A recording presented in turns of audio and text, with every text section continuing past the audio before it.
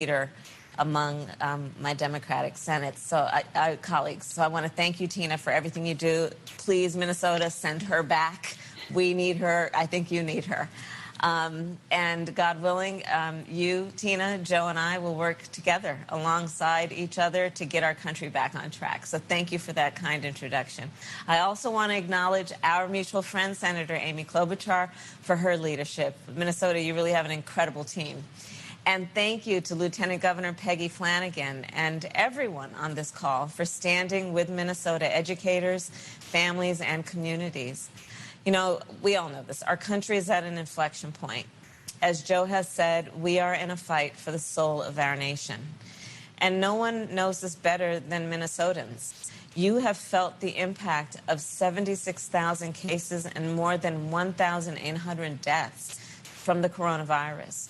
You've witnessed George Floyd's murder and the nationwide protests that followed. And so now it's time to go back to school for our children.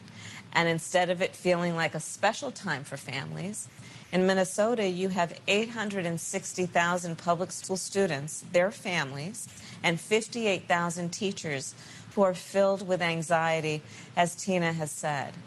Parents are trying to balance working from home, those who are performing essential jobs during this pandemic, those who are worried about childcare and distance learning, those who are working overtime. It's a lot.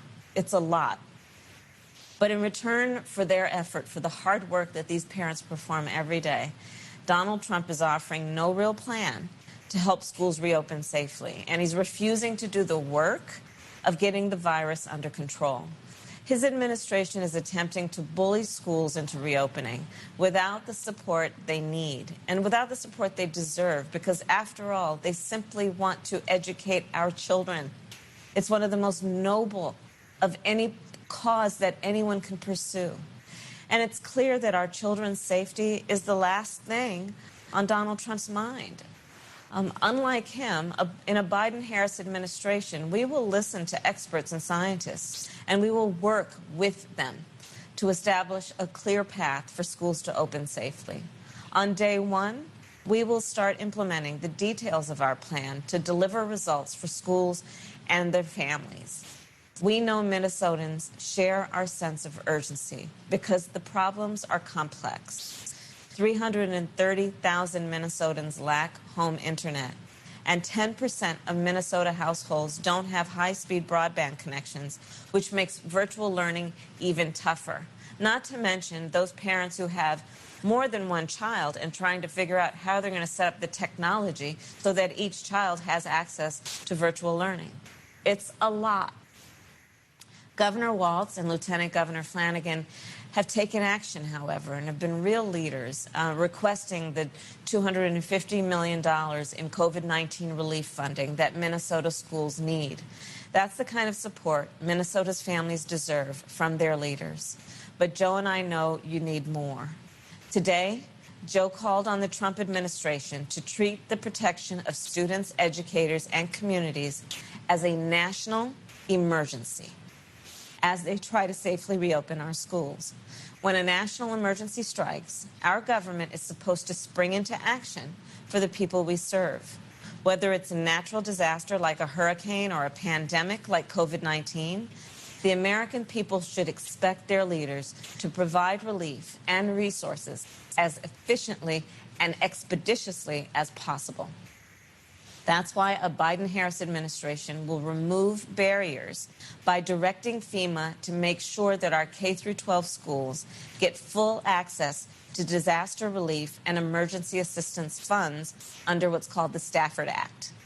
We will take action to ensure the resources and supplies that schools need are rightly designated as emergency protective measures, which means that they will be fully eligible for federal assistance.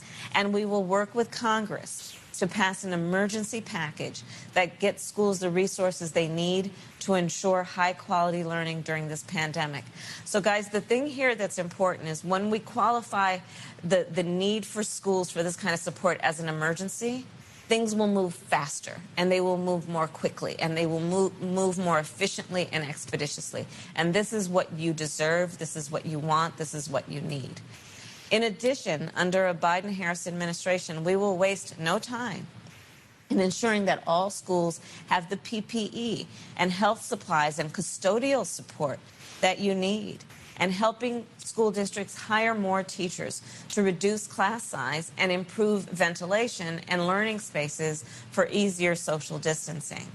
Because again, if we're going to be smart, we need to social distance our kids in the classroom. That means fewer kids in a classroom, which means we need more teachers to actually administer teaching to more kids in different classes. So all of this stuff is connected. And of course, none of this is going to be easy, but our kids are counting on us. And with the right leader in the White House, we can control this virus and reopen our schools and get our economy and your families back on their feet. That leader is Joe Biden. So as we look to November, we need to make sure to get everyone registered to vote, and then to make a plan to vote. Figure out where and when you'll vote, and vote early if you can. As I like to say, when people vote, things change. Let that be our challenge. So again, thank you for letting me drop in and visit with you, and I'll be thinking of you as Minnesota gets back to school, and I look forward to seeing everyone soon. And take care and be well. And Tina, again, thank you, my sister senator. Thank you.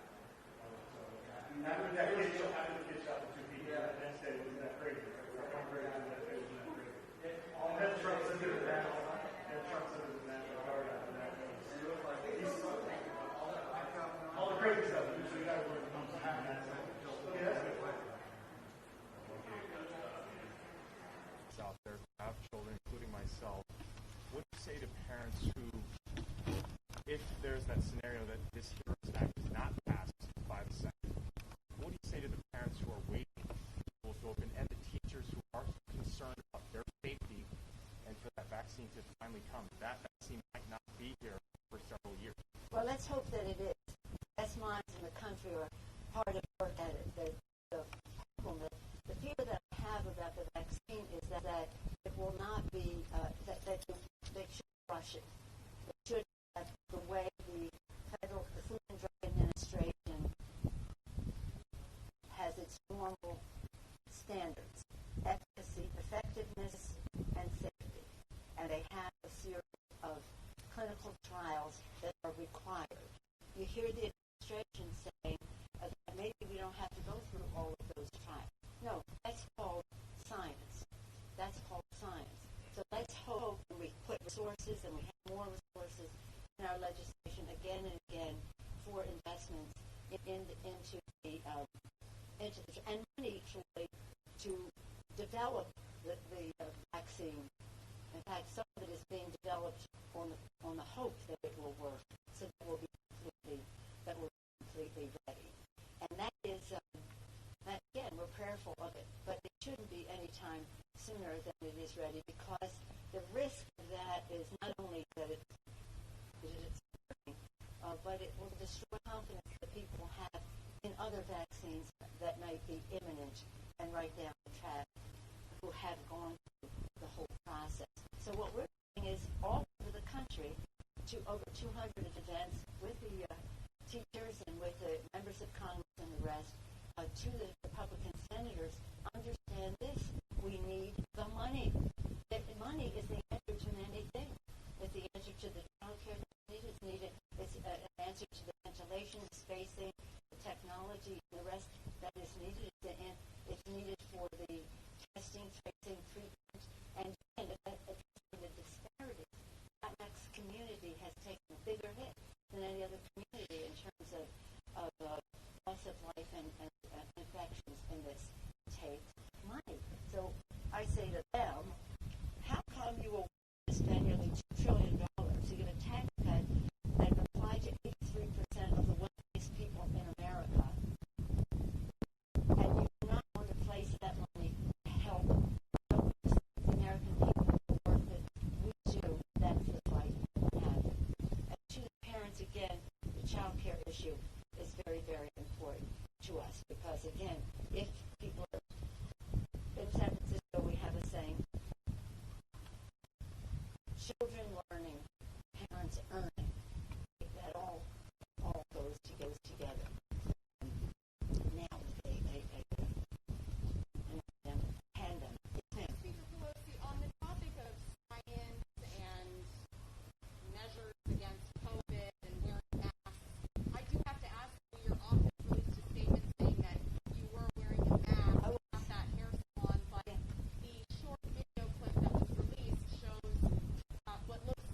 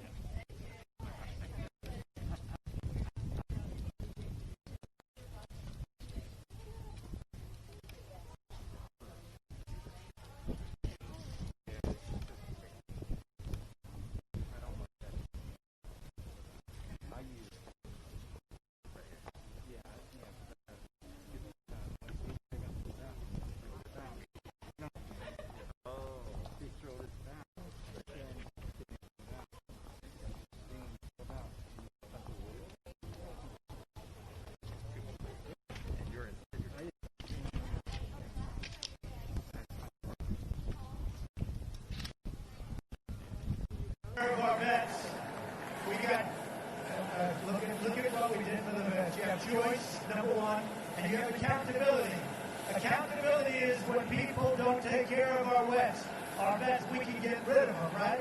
We get rid of them. And we've gotten rid of plenty that didn't. They don't love our vets, we don't love them. That's the way it is. And we had a 91% approval rating 2 weeks ago by the vets for how, you've never seen that, the VA, how's it working?